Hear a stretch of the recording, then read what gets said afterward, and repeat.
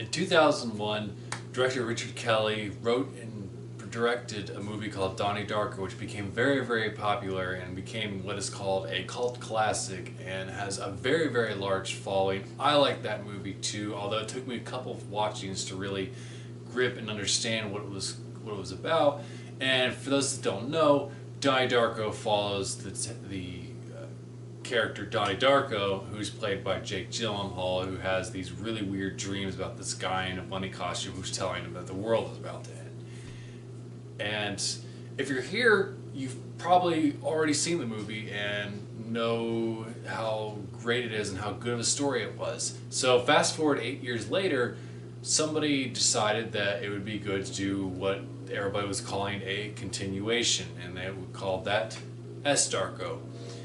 So S. Darko follows Samantha Darko, who again is played by, and I hope I'm pronouncing this right, Devine Chase. She's the only actress that returns in this movie from the original, and I thought it was cool that they brought her back to play this character.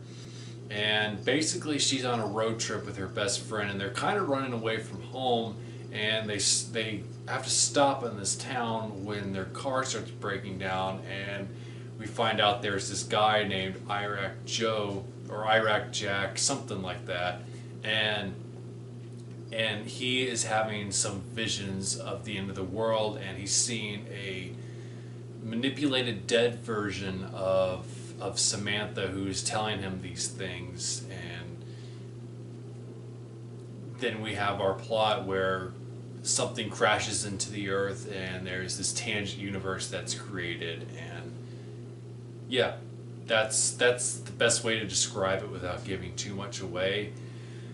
So how is this follow-up? Okay, so I'll be totally honest. I went into this with an open mind.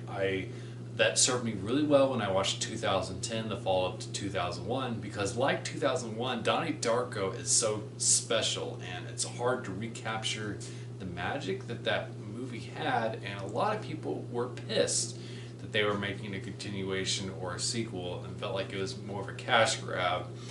And I wanted to look at it as a movie on its own. And on its own, the movie, it just doesn't work. It's directed nicely enough, but the writing and the acting is just all around bland. So I just couldn't believe it. It's like the thing that really powered Donnie Darko was the interesting characters and how good the actors were. And even Chase seems disinterested. Like the line delivery is just like, it's so like bored. And there's like this scene where she finds out her best friend was keeping this really devastating secret from her, and she just doesn't really react to it. She's just like, well, okay, there's that. What are we gonna do next? It's just it doesn't make any sense at all. And so it's like you don't connect with the characters. I think really the only character that's even remotely well acted is the Iraq Jack character, or whatever his name is. It's like, that's the thing, the characters aren't memorable. I can't remember if his name was Jack or Joe, but the film just fails in that aspect. And it has interesting themes and stories that it wants to tell, and you can tell from the behind the scenes stuff that the writers and the directors and even the actors do care. It's just the execution that's just poor and bad, and it's just a letdown. It really is. It doesn't compare to the original, and I mean it's not a slap in the face by any means. It's not going to ruin Donnie Darko at all. It's standalone movie. It's like, sure, it acknowledges what happened in the original, but it's more about how Sam is dealing with the passing of her brother. And then again, the whole movie falls apart when you really, really think about it. So I'm going to get into spoilers here in a minute. So I'm going to kind of tell you, don't bother watching it. It's not really worth it. I can't give you a really good reason to watch it. I mean, I can't stop you if you're morbidly curious like I was. I mean, even if you go in with an open mind, you're going to be disappointed. I'm sorry. I really, really wanted to give this film a chance. I even wanted it to be okay, but the movie, it just doesn't work. It doesn't work at all. So there's two plot points that ruin the entire thing for me, that doesn't make the entire story work.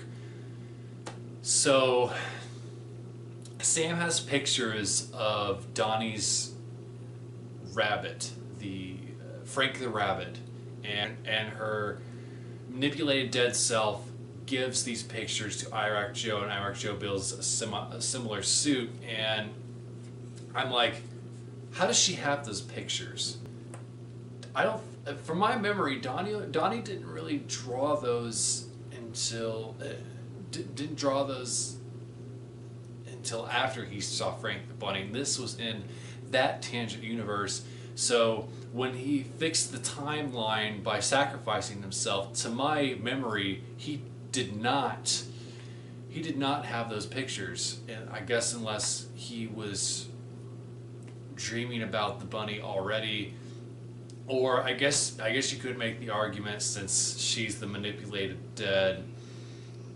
Since she's the manipulated dead, maybe she has access to all different sorts of timelines. I don't know. You can stretch as much as you want, but it's a kind of a plot hole. And then here's one that doesn't work at all. Samantha has the book of that time travel book that was so important in the first. She has it. How does she know that book is important? There's no rhyme or reason for her to have it, other than for it to explain the time travel element to her. But the thing is, Donnie didn't get that book until he was like about halfway into the tangent universe and realizing something weird was going on. So when he reset the timeline again, this is an item that he would not have. So why would she have it? That it just doesn't make sense for her to have that at all. It doesn't make sense for her to have that book. It doesn't make sense for her to have that drawing. So really, they're two gigantic plot holes, and there's no reason for her to have those two items. And that's just something that is like, how did the filmmakers miss that if they were true Donnie Darko fans?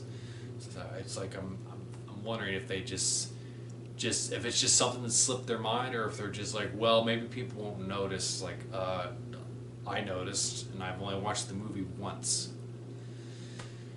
So yeah, Darko, it's a gigantic disappointment. It's not gonna ruin the original for you, like I said, but it's not worth checking out. Seriously, just watch Donnie Darko again for the 100th time.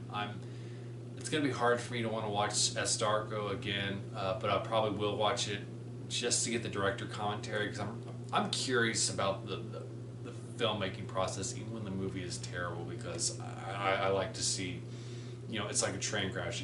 You kind of like to see how it all happened. And what else is there to say? Yeah. So my book, Night of the Half Angel, which came out a little over a month ago, is still available on ebook and paperback. All the links for that are going to be listed below. If you like what you see here, you can subscribe and you can see more. Let me know what you thought of Darko, or if you're going to even bother watching it. And let's talk about Donnie Darko too. And I'm going to be doing something really special with Donnie Darko, kind of the same thing that I'm going to end up doing with 2001 potentially. So I can't get into too many details, because it's going to be something really cool and special.